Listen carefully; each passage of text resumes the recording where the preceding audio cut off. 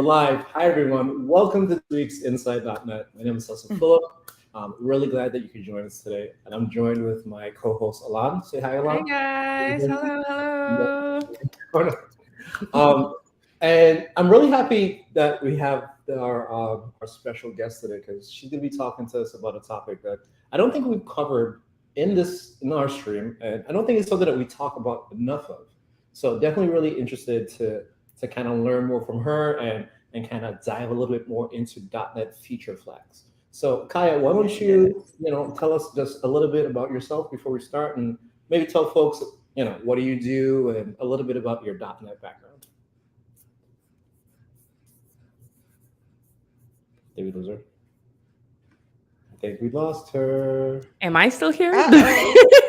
Can you hear us? Listen, of course, like my internet starts acting funny as soon as we go live. Can you guys hear me? Yeah, we got you, and we can see your screen moving up. You're great, Kiah. All right. Hey, everybody. Thank you guys for having me on. My name is Kiah Tolliver. I am actually a developer advocate for Progress Chef. So DevOps tools, right? But I'm here on this .NET stream because I love .NET. Been a .NET developer for about a decade. And before I got into DevRel. And I'm really just itching to get back into .NET. So when you when there was like a call out on the DevRel channel about who's into .NET and who wants to be on this show, I was just like, yeah, I'm digging back into my roots, kind of getting back to the basics, and building some cool new things with .NET. And I'd love to share with you guys. I actually this topic is near and dear to my heart because I moonlight as a startup founder and wrote the first line of code of my company called C-Tracks. And we really found, as we were building and kind of getting into the meat and potatoes of our features for our product, that we really needed to utilize feature flags. And I'll kind of get deeper into that as we kind of go into the meat and potatoes of the presentation here. But I'm really happy to be here. And thanks, Cecil and Ilan, for having me. And let's get into it. Yeah, let's get into it. Woo! You know what? One of the things I love to do. So I'm nosy, right? And so Sure. I love to know about the backgrounds of the folks that we have. And I probably should have known this, but I had no idea that you were a founder and you've already you've started businesses and have done some of these types of things. And I think that's such an interesting thing to talk about because when I think about the developer muscle, right? The developer muscle is not always an entrepreneurial muscle, right? It's more of a problem solving muscle. How can I plug this stuff together? How can I learn these frameworks and these tools? And how can I express myself through code?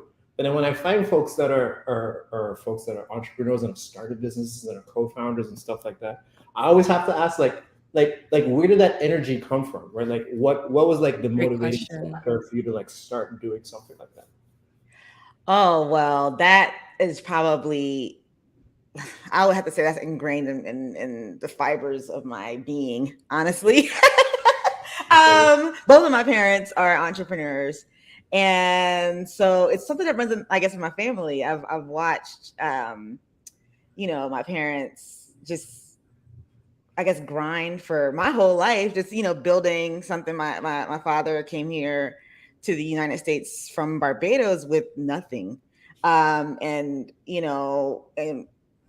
created entire, he owns a city block basically in Philadelphia. Oh, and wow. He's got a event venue, art gallery, and all of that stuff. And I watched him create that from nothing, from absolutely nothing. So, I mean, I could not just not be an entrepreneur. I think technology has been a vehicle to entrepreneurship for me. Yeah.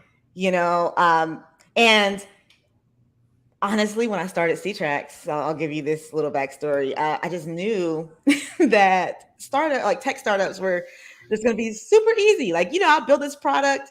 I was watching Dan Martell, I think it is. Like, he's one of the tech startup guys on YouTube.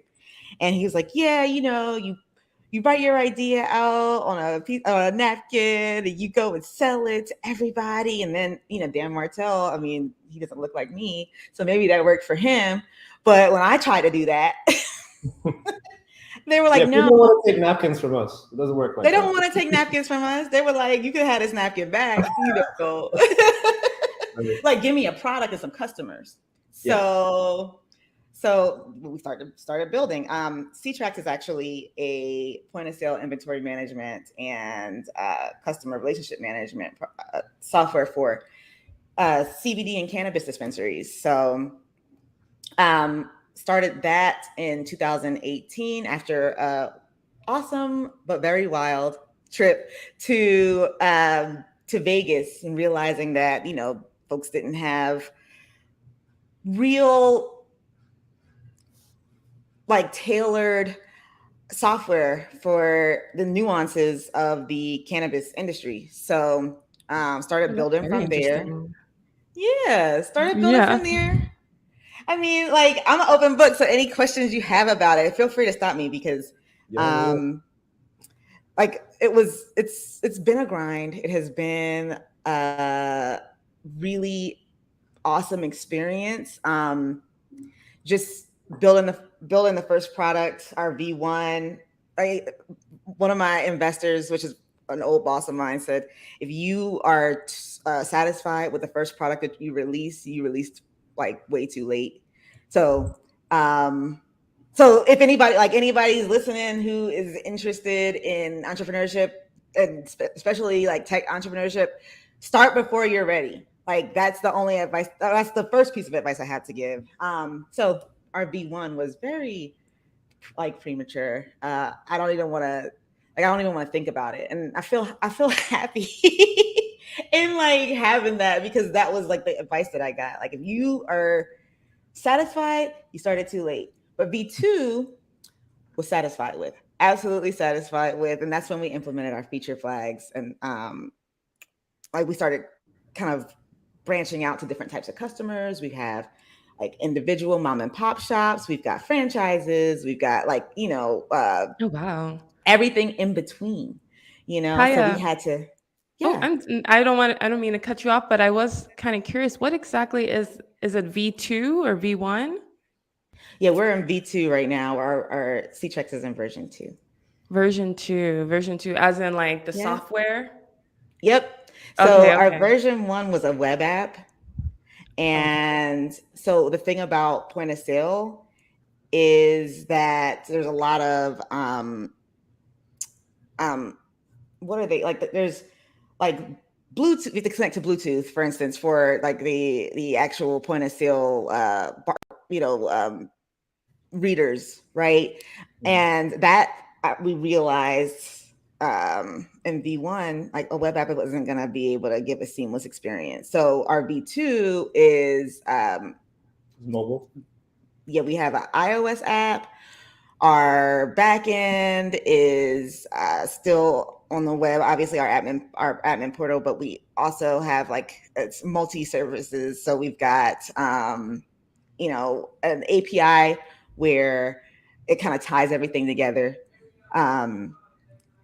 And it's a little bit more complex, but it works for our customers. And yeah, like I actually did not build Ctrax in .NET.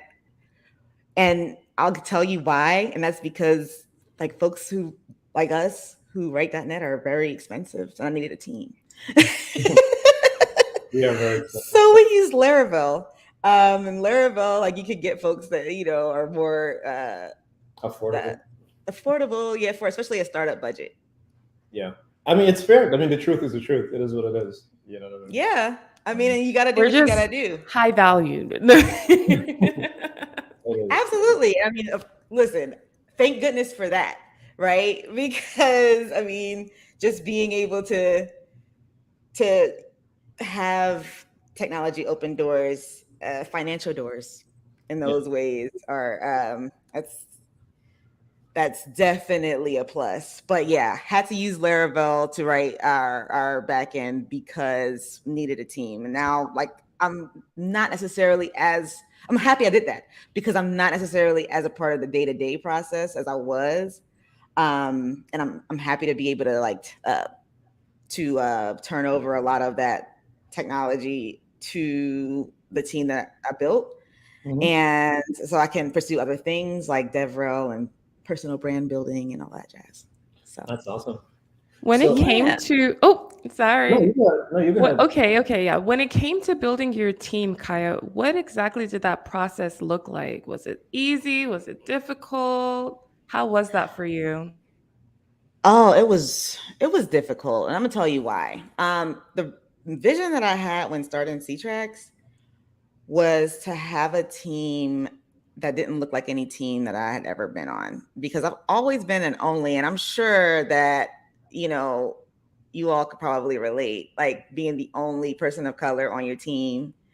Yeah. Um, and I didn't want C-Trax to look like that. So what we did, we started looking in other places for offshore help. Started offshore, of course, but we started with a company called Andela.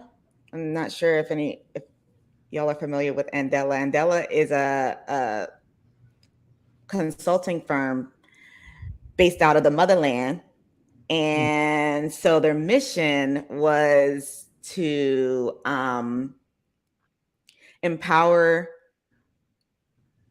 people in Africa to just like we do change their financial circumstances through technology. And they would have a fellowship program where they would teach you from the very beginning, like from scratch. They would teach you uh, coding languages. Like, I mean, they had the DevOps track. They had PHP developers. They had like all different types of stacks, right? They had all different types of stacks, and I really enjoyed their presentation. What really got me was their mission because they were getting folks out of poverty and stuff like that. So we started with Andela, got our first few developers from Uganda, and so like they're the C-Trax UG crew. Shout out to the UG folks and Kampala. So yeah, we created that team. I mean, that ended up. I'll kind of go into like how we ended up not working with Andela anymore because like their mission changed. Essentially, their mission changed, and they did like the Thanos. They like cut Really? half of everybody, basically. Seriously, okay, so look, that was the perfect time for you to like exit. Yeah. Their mission changed. So instead of doing their fellowship program, they now were only focused on senior developers. So they were no longer now. And what I learned, because I kind of got close to the folks that I was working with, as you do with your teams, right? So I learned that, especially in Uganda, and I'm not sure about other places in Africa, but people, they have jobs where they work for, you know, decades. Like folks don't job hop like they do in the US. And when you say, hey, you know, hey, Natalie, want to be developer, um, you have to, I'll help you learn this technology and I'll help you become a developer, but you have to quit your job in order to come into this fellowship. And then you quit your job that you've had for however long, which has been sustaining your family for however long. You join this fellowship, and then a year later, their mission changes, and you get fired. And that, was devastating for a lot of people. And so what we did at that point was we tried to kind of try to pick up where Andela left off and tried to hire as many people as we could from, the, I guess, Andela like kill pile, if for lack of a better word. And So that's an ongoing process. Like we've got quite a few folks that we still are working with, and we're trying to like expand and get those folks, work elsewhere. So that was and then in addition to that, we brought on some cool folks from that are local, mostly coworkers, that we were like, hey, do you believe in this product? If you do, help. And that was really like a sales process too, because you kind of got to get people to believe in you to work for equity. Yeah.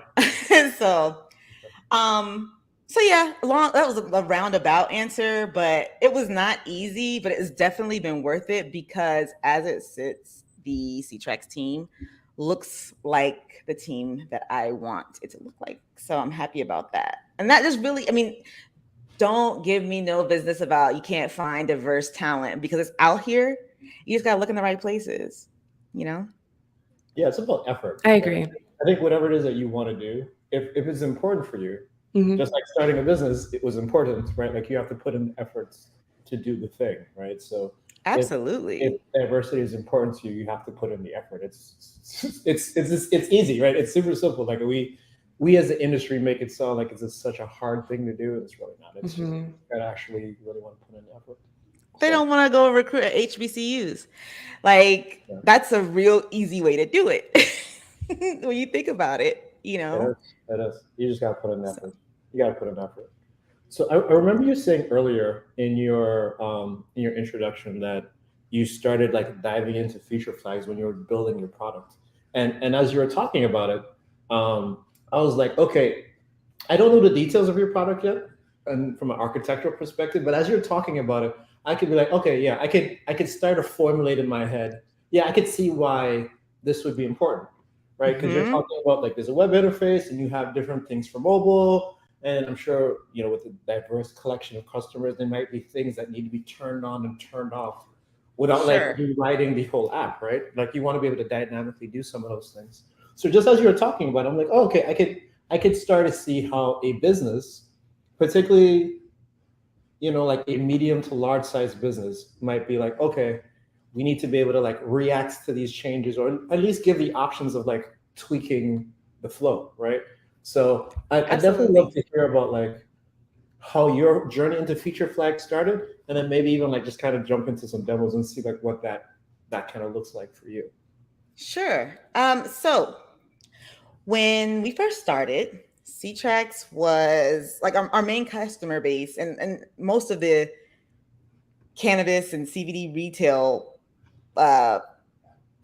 operations were startups, just like us, right? So we, they just had like single stores, single registers, and everything was pretty simple, right? And we catered to those customers. That was like the very first. That was V1, and then the first iteration of our V2 product, right? But then the CBD industry and the cannabis industry blew up, right? And these companies grew as a result of that, and they needed multiple registers. Say maybe they like have like a bud bar in their store, and then they might have like a delivery, especially like when COVID was happening, I guess there was a lot of folks who had like curbside delivery, and so and they may have had or curbside pickup, and then like they had delivery going so that they could still run their stores because everybody was shut down.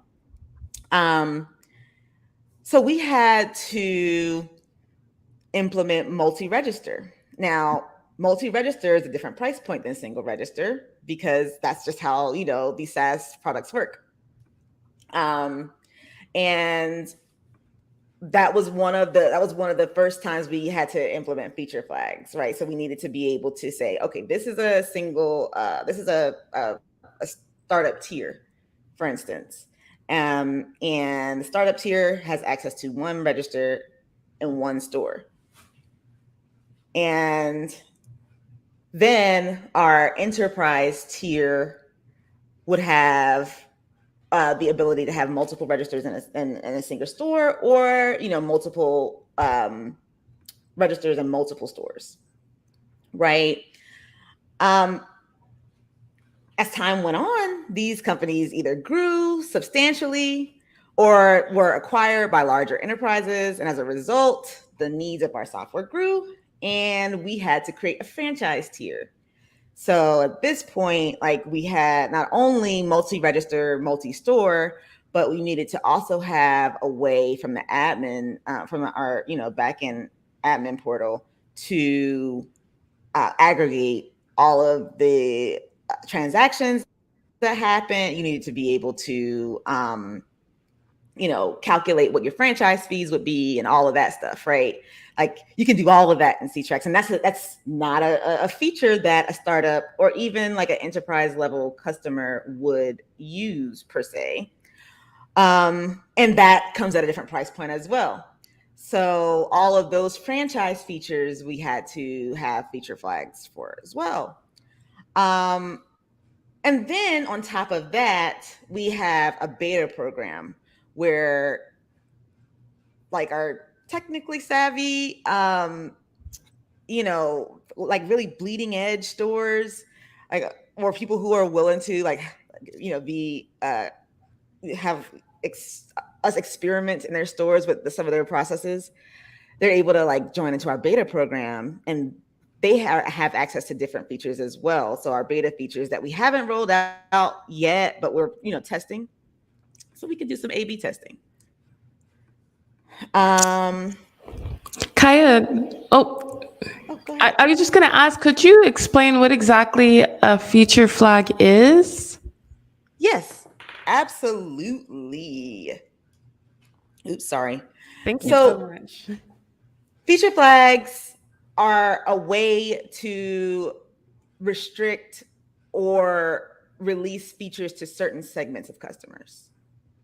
And that basically allow us, like, you can basically toggle on features. You build once, you build you build your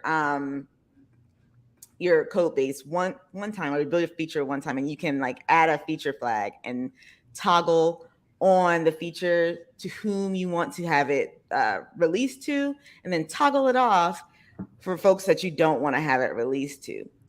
And it makes like your release management so much easier for multiple different reasons, because the scenario that I talked about prior to your question, and also say you have a feature that isn't going to make it, like, or say you have a feature that has a bug, right? Instead of having to release that feature, or instead of having to like re-release and like redeploy and all of that stuff, you're able to just switch it off. Switch it off. The thing. Yeah. Exactly. And nobody is the wiser. So you're able to react pretty quickly. Yeah, you're able to react pretty quickly to any issues that happen in your code base. And that's like one of the biggest use cases for most folks, because you release a canary, you have a few people use it, say there's a bug, turn that baby back off. Boom. It's no longer a problem. Say less. There's a bug, say less. Is this common? Are feature flags common in the industry? Like, Cecil, do you know, like, if it's in .NET? Yeah, it's common, and it's it's almost like it's like a pattern, right? And then obviously we have like frameworks and tools that support the pattern, but it's not like a .NET specific thing or Ruby or Java specific thing. Excuse me. Like I've seen it implemented on different levels, right? Because really, okay, we're just talking about turning stuff on and off, right? I've seen it on the CI/CD DevOps pipeline, right? Mm-hmm. Where it's like, okay, I'm going to enable these sets of features for like this, I don't know, this DevOps pipeline, you know what I mean? So like all the stuff going into the staging environment looks this way. Or I've seen people that have environments based on location. So like, hey, maybe I'm a multinational company and I have different versions of my software that go for people in Canada and then in the United States and in Europe for whatever political reasons. Like there's tweaks to them. So it's like, okay, well, turn on this and turn off that stuff for this region of customer, right? And turn on and turn on this for this region. So again, and it's almost like it's a safety net. It's a it's a beta control thing. Like, hey, do I want to turn on this beta feature or not? You know what I mean? Like it gives you the option of, again, like switching stuff on and off. Which that again, sounds so convenient. I've seen it run on different levels. It is very convenient, and yes, there are multiple different use cases. They enable you to allow features for certain segments of users. They allow A/B testing to where, like, when we get into the demo, you will even be able to see how you can use filters to where you can have 50% of your users using a feature. You can set the feature to 50, and then like essentially every other user is going to be using your feature, but not 100% of your users. So that's so really cool. Good for A/B testing. Yeah. So yeah, that's pretty awesome. It's and then you can add it into your CI/CD pipeline. I personally am playing with Azure because I'm an AWS girl. Like C-Trex is on AWS. All of my experience is AWS, but I'm kind of, I'm moving into like trying to play with Azure since, like I said, I'm really getting back into the .NET side of things. So I wanted to, play with Azure, and Azure App Config actually has a way to manage these feature flags. And that's one of the things we'll kind of talk about later in the demo as well. I think this might be a good time to get into the demo. What do you all think? Yeah, let's do it. Let's do it. Let's do it. So awesome. Roll out that demo. I love demos, as you can tell. And we all love demos. I'm going to bring up your screen now, and then, let's go ahead and dive into it. All right. So we see a config app.json. You see my app settings. Okay. So what you're looking at here is a pretty simple web app, ASP.NET Core. And what we've got here is our home controller. I'll kind of like go through all of the pieces that you need. Like we're going to be using, in this demo, we're going to be using the .NET Core feature management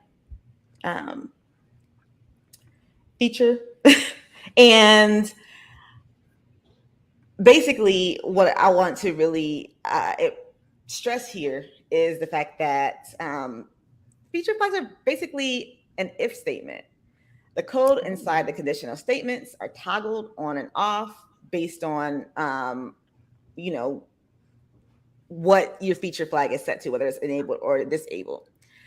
And the .NET Core Feature Manager is configured from the framework's native configuration system.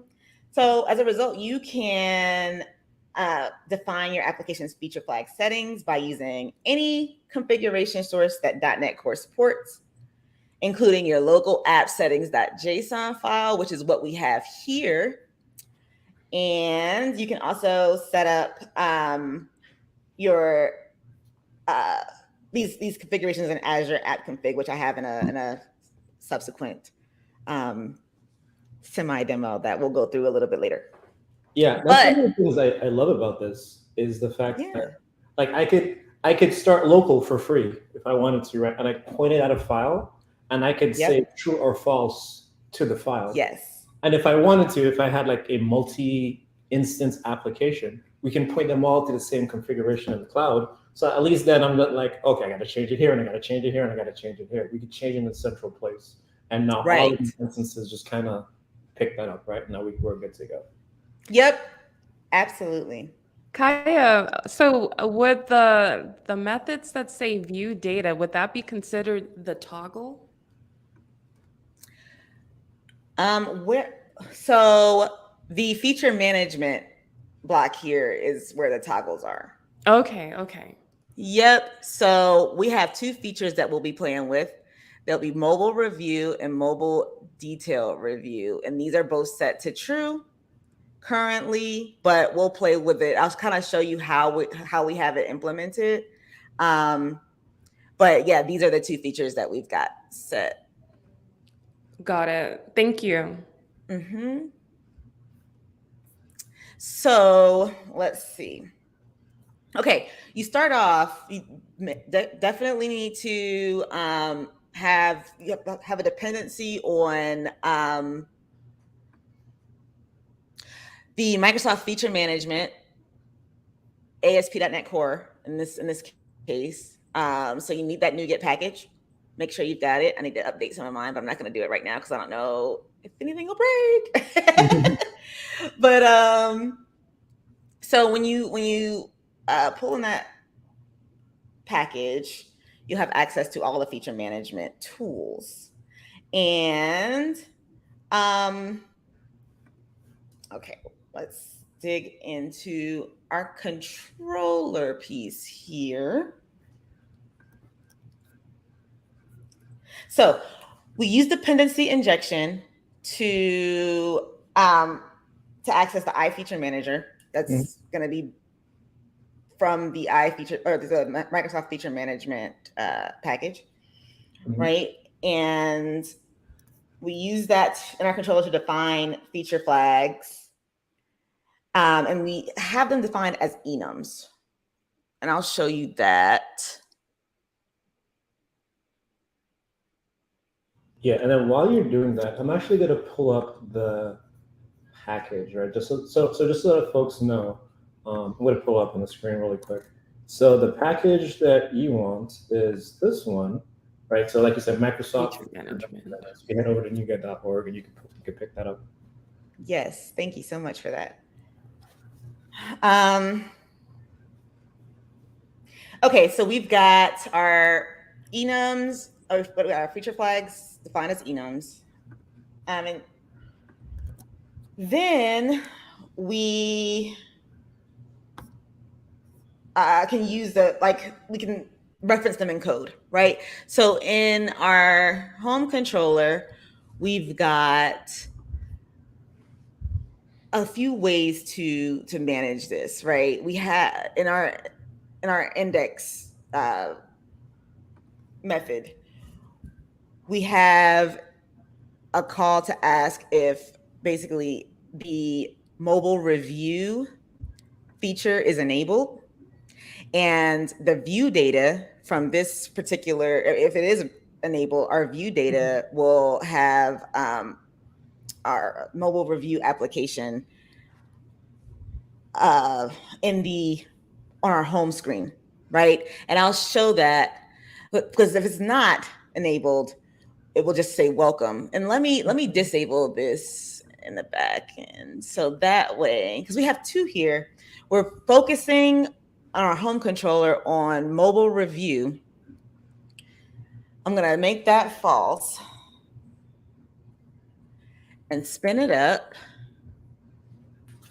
And so now you just disable that feature, right? So now when you run the application, anything that's associated with that should just not be enabled. Should just not be there. So you'll see view data and it'll just say welcome. It won't say anything about mobile review.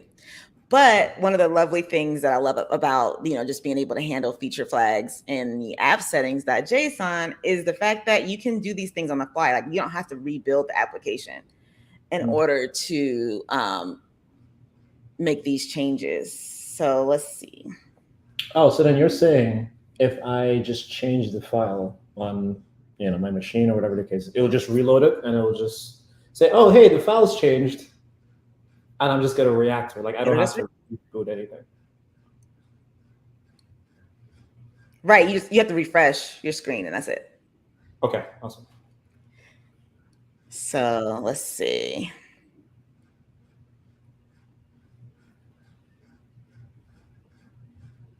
Is it still loading? Do you see it? Hold on. I don't. I mean, I still see your IDE. Did you share the window, or did you just share the thought I desktop. shared the window. Let me stop sharing. Yeah, sometimes it only shares like one window at a time. Yeah, you got to share the whole desktop, because if you just share the window and you open another window, like a browser, which is a separate window, Yeah. we're not going to see the browser. So you got to share the entire desktop. Oh, okay. All right, Yeah. hold on. If you got stuff on your desktop, you don't want us to see it. Just Yeah. yeah. That's why I'm Okay. sharing the window. Yeah, that's why I shared the window. But let me let me do better. Hold on. No, that's fine. That's fine. But while you're doing that, yeah, I'm a big fan of feature flags. I mean, I know particularly when folks are building new features, or like things that haven't been released to the public, but still you still have to like push updates for existing features. It's like, okay, well, we're still working on this, but we're gonna hide this section from you while we still work on it, right? So like we turn the feature off for the public API or the public package, and then internally we can kind of hide that part and keep working on it. So yeah, I'm a big fan of using feature flags. I think the only thing that I would say is that like the management of them. Obviously, the more flags we have, like the management of them becomes challenging, and then It does. it's also one of those things that you don't want to keep in your code. You know what I mean? It's like a temporary thing. You know what I mean? Because like after you've built the feature, then you don't need the flag anymore. You know what I mean? So now you can remove the feature flag. Um, Unless again it's a case of, hey, well, I have specific use cases for certain places, but most of the time you're not gonna have like an application littered with like hundreds of feature flags. At that point, then you need to like rethink about your life decisions. Build it into the code base. Yeah, Right. you gotta start Exactly at that rethinking about point. what's really what's really important in terms of like the asset management of what you're writing. So in order For some to reason. so I was just gonna say, in order to enable the feature flags, you just need that NuGet package feature management. Yeah, for .NET, you just add the package. Okay. I'm pretty sure there's some ad services DI thing that she do. Yeah. Yeah, you have to you make sure that you add it into your program.cs. You gotta like Yeah, your the iService collection thing where you have to like when you do like add Yeah. MVC, add this. Yeah, add yeah, yeah. Yep, You exactly. gotta add it. But then after that, then now you just have like those types that Kiah was showing with like feature manager or whatever the case is. Now you just kind of like add the thing to the screen. Yeah. Kiah, what were you gonna say? I think I'm sharing my screen now and it looks good. So Okay. So we got your all screen. right. Okay, cool. Okay, so you guys can see. So cool. Mhm. All right. So you see how this is our basically just our home screen here. And I wish I could share both. Can I not share? I mean, like I'm saying, you'd have to share I could share my whole the screen, and then you'd have to like toggle. You'd have to like alt tab between them. Yeah, that'd be the only. window, the whole entire screen. Yeah, you gotta Okay, share I the see. whole screen and not just the window, and then alt tab between I see. your browser and the IDE or whatever it is that you want to share. All right, cool. I got it. That makes sense. Yeah, and while looks like we got a question coming in from Junior Felix over on LinkedIn, saying they could also give us advantages that we can enable or disable features at runtime. Yeah, so I think that's exactly one of the things that Kiah was talking about. Like you can go into the source of configuration, whether that's like your app settings JSON file or something in outer space like Azure Config Manager, and then change the settings, and then your app should reload, right? Like the configuration manager see the change, it should reload, and so now the next time you try to go down that path, right? Like I don't know, like you reload your browser or you go back to the view on your mobile app, it'll be like, oh, okay, this is turned off now. We can't see it anymore, right? And then now your code will be able to react to that future change. Exactly. Okay, so I think I'm sharing my entire screen now. Yeah, so we got your screen. All right, so okay, so here's my home page. What I will do, okay, so we had to make sure in order to use the feature flags on our views, we had to add that tag helper, Microsoft Feature Management ASP or ASP.NET Core into our view imports.cshtml. Yeah. That allows us to be able to use feature flags in the view. So in this particular case, this will be our home page. Oh, this is actually not the right one.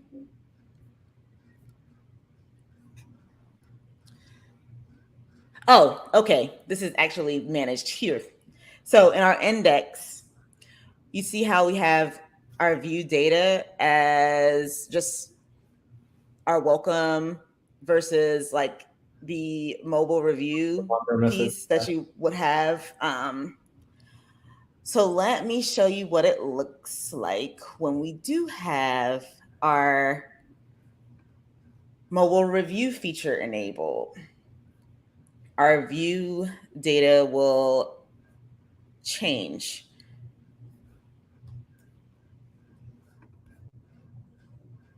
So you notice I'm not doing anything like in code other than changing this feature toggle to true, which is enabling that feature, mobile review feature, and then I'll just refresh my screen. So you see our view data changes from welcome to welcome mobile review application. That's simple. We didn't have to stop anything. We didn't have to rebuild anything. So in real life, you can make change. You can update things on the fly pretty easily, right? So it's also in addition to that. So we have our home controller, but we also have a mobile controller, which we are able to enable the feature gate setting. And what that does is basically it blocks even being able to access this controller based on the feature enabled. So in this case, if you can see, the entire mobile controller is blocked. There's a feature gate for mobile review. You're not able to get into the mobile review. You're not able to access the mobile review controller without this feature enabled, right? Oops. So when I click mobile reviews, since I do have the feature enabled, you're able to see my dummy data that I've got. So we've got different devices with their specifications. And shout out to Pro Code Guide for this sample app that I was able to just go on ahead and modify for my use case here. Just wanted to shamelessly plug him. Right. And in this particular case, so we've got another feature I would like to point out. In our mobile controller, we have both. You can manage access at the controller level, and you can also manage access at the method level, right? So if you have the mobile review feature enabled, you're able to access this page. But the other feature that we have here is the mobile detail view, which basically gives us details on all of our devices. And this, the feature gate attribute is utilized here at the method level. So that way, like, you would not be able to access that method. So I will go ahead here and enable the mobile detail review feature from the app settings. So let's put true here, save it. And from here, when I refresh, you should see the review details. So now you can see your mobile detail view. Nice. So like that was different from like the last one, because before you were showing us just like the header, but then now there's a whole column of the table. Like there's a whole section of a data set that you're like, okay, you can see the data, but not this part of the data, which is very different from saying you can't see the header. You know what I mean? That's those are completely different use cases, and I'm glad you showed that, because I'm sure if you plug it into something like authentication and authorization or something like that, I can now say something like, hey, if you don't have this role, then you won't see this column of information, or you won't see this button, or you won't see certain things, like you don't have the permission to see it. But then I can have like let's say we call it like my beta testers feature, right? And so I'm showing my beta testers like a whole different set of features that are enabled for them based on like their role. So like now I can not only dynamically enable or disable the features, but like based on who you are, I can also do that as well, right? I could be like, okay, well, Alon's gonna get a feature, and Kiah's gonna get a feature, and Rodney's gonna get a feature, but they're all different based on like a toggle that I might have based on based on my if statements, right? Yep, absolutely. So one of the things that is gonna like set this off, and one of the things you'll be able to implement in your real world applications that is really awesome, in my opinion, because you're not really going to go into your app settings.json and toggle these on and off manually, right? Yeah. But you can add this into your CI/CD pipeline by using Azure App Config. I know we only have a few minutes left, but I at least want to go through how you would set that up in Azure App Config. Yeah, I want to see that. Yeah. So let me bring up my other screen here. I'll put this onto my other screen here. Yeah. And then while you're doing that, so you've shown us so far just how you could do it locally. Like everything you've shown us is local. It's been in a file, it's in the same project. But then now what you're going to show us is how we can do it like in outer space, right? Like someone else, some other service. And I'm going to assume that service has like, tiers that we could pay for or not. But again, it's about how do we scale feature management, right? How do we turn it from just like a single app to like a bigger thing, right? That I can do across like different applications and different products. Absolutely. Because this is what you're going to be doing in the real world, guys. Like you're not going to be managing your features and your app settings.json, but you can make sure that they work locally, but you're gonna, in any real scenario, you're probably gonna have this embedded in your CI/CD pipeline, and you'll be able to make sure that these things are done properly without having to dig into your code, because who wants to do that in production, right? So what we're going to go to is app config. And then could you control plus that a couple of times, because that's the text. Oh, yes. Okay. Yeah, that should be good. There we go. So the service that we're focusing on in this case are Azure App Config. And what we would do in this scenario, I've got one created, but let's go ahead and create a new a new configuration, and we're gonna call this. I have a resource group already enabled, but it's called feature flag demo. But I'll call this demo 1. Okay, and then we're going to just create it.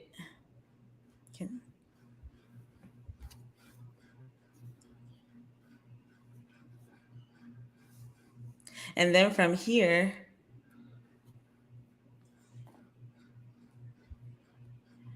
all right, we've got our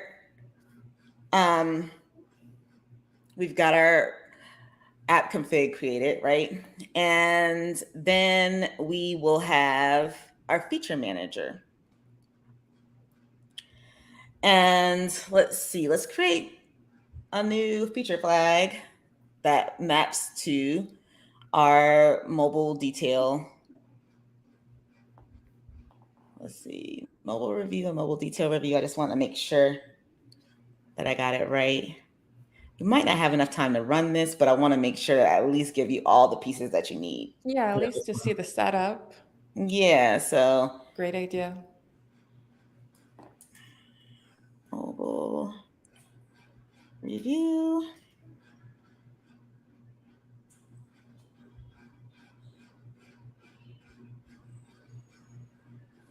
Oops. Okay. Yeah. So like what you're doing now is like you're going into Azure and you're creating an instance of that service, right? Like that app config service. Mm-hmm. Okay.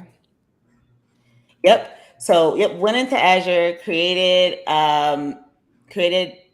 yep, an app config. And then I guess you gotta hit that service. enable feature flag thing at the top. You can. That makes it so that it is automatically enabled, but you can enable it from the on the fly here Really? as You don't well. have to. Okay. Yep. So you don't have to. And then I'll do one for mobile detail review. Okay. Kiah, how has the learning curve been when it comes to working with Azure versus AWS?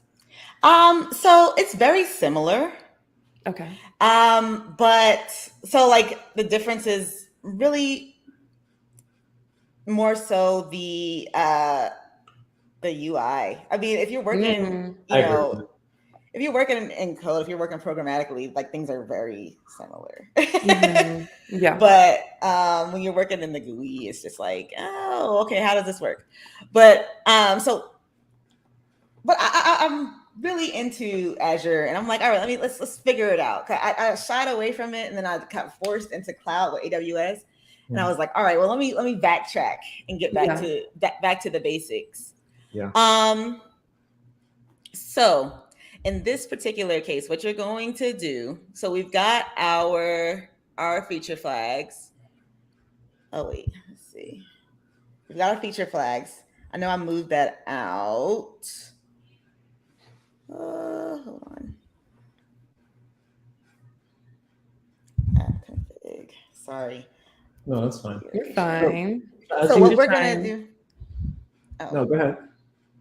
So what we'll need to do in this particular situation is get the reason I took this off was because I'm going to show you where to find this, but I don't want all of my secrets. You don't need the secrets. Don't need the secrets. Yeah, I don't want my secrets for a reason. Exactly. Even though this is a demo, but still. App config. You'll go into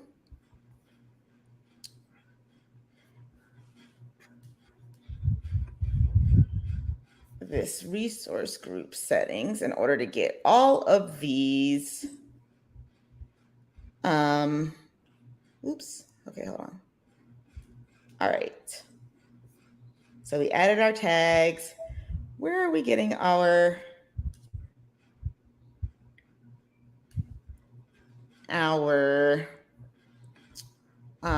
connection strings? Let's see. Let me make sure. So you're looking for the connection thing for the for the service. Yeah. That's the thing that I am. That's the part where it's like difficult. Instance, right? Like go back to the instance, like that thing, and then there's usually like the sidebar on the left, but I don't see it. Right, I don't see it either. So that's where I'm kind of like maximize your window because it might be like a. Here we go. So then configuration. That's not it. Access keys. Boom. Yeah. There we go. Go to your access keys. Oh, okay, cool. So everything is blocked out. That's good. Connection string is like dotted, right? So so your connection string is going to be right here. And this is what you're going to add into your app settings.json to connect to your app config. Got it. So let me just at least show you where you put it and how you wire things up. All right. So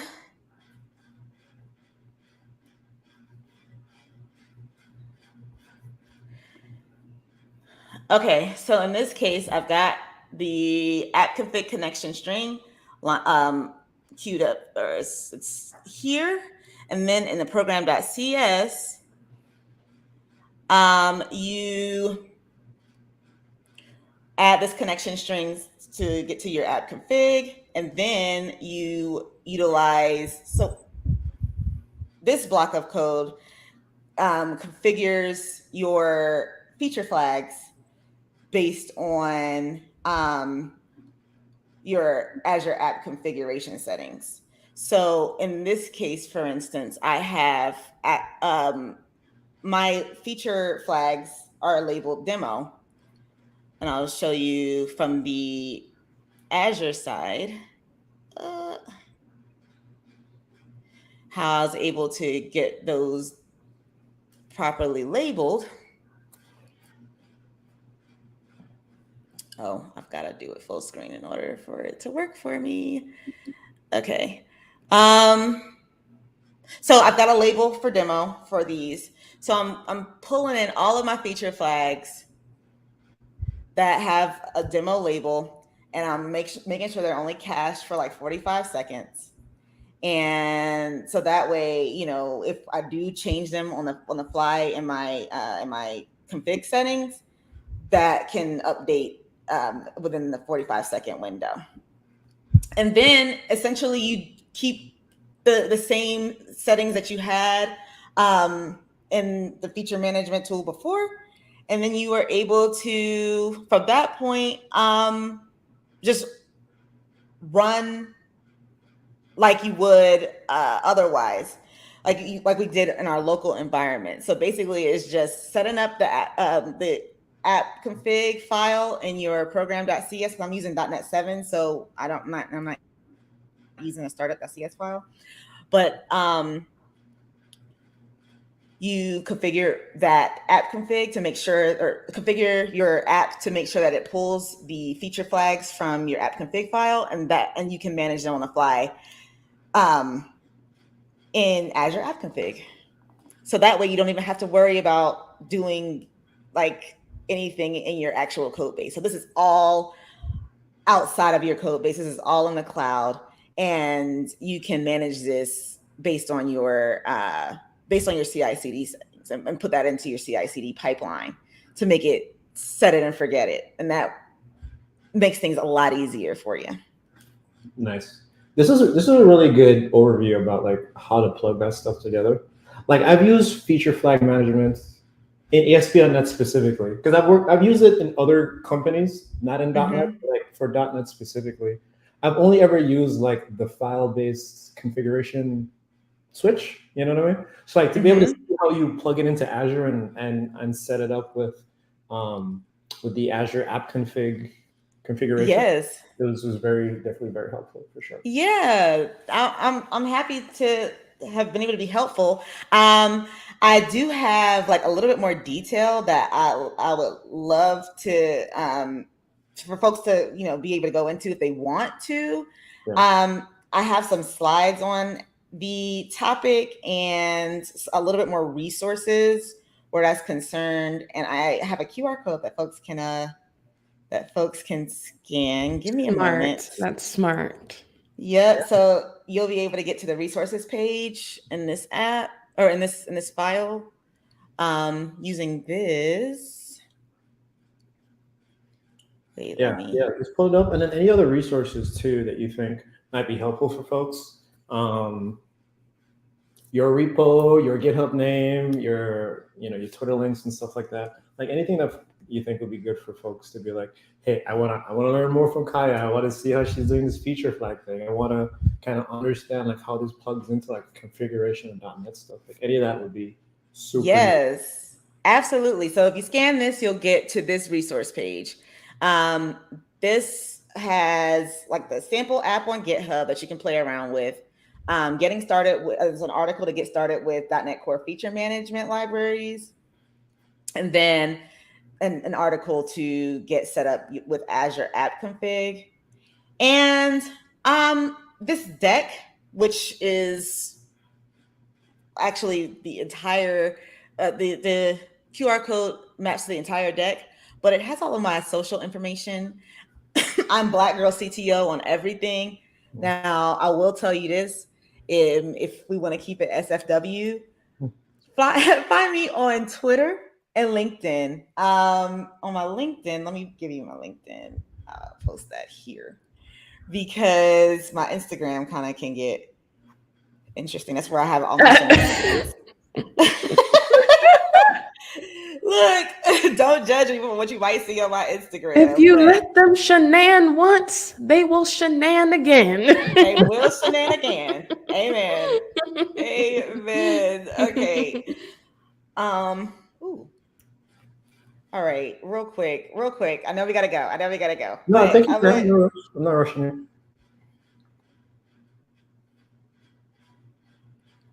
I think this is my link for LinkedIn. Okay. Maybe it's not. Maybe it's not my LinkedIn link. Damn. Well, you can find it on. I'll put it on the deck because everybody's got the QR code for the deck. But please, I did send my my Twitter information over. So if you could put that on the screen, that would be awesome. Because I would love for folks to follow your girl on Twitter. Yeah, for sure. I dropped it in the chat just now for everyone that's watching us live right now. And I'm also gonna pull it up on the screen. So here it is on the over here, bottom screen. Boom. There we go. So yeah, if folks are interested, definitely go ahead and follow Kiah on her social, on Twitter. And yeah, and then we had that QR code thing. So if you're here and you need the QR code, just rewind about like a minute. You'll see it on the screen. And then you can scan it in your phone or your devices and like be able to get the deck with all the information on it. Yes. Fantastic. Absolutely. And I really appreciate, the opportunity to be on and to share some knowledge about feature flags and like my struggles with growing a startup and how feature flags helped. And yeah, I'm an open book. So anybody who has questions, please feel free to ask. Ping me on any of the socials and whatnot. And I really appreciate being able to have this opportunity. So thank you very much. Well, thank you, Kiah. Appreciate it. And thank all of you for Kiah. watching. This has been another episode of Inside.net where we talk about cool things and have a lot of our amazing community members like Kiah. So today we talked about feature flag management. Make sure you tune in, like and subscribe to the video. Check out our channel because we're going to have some more amazing guests coming on talking about a lot of fun things in the world of .NET. So again, thank you all so much for watching. And we'll see you again next time. All right? Bye, everybody. Bye.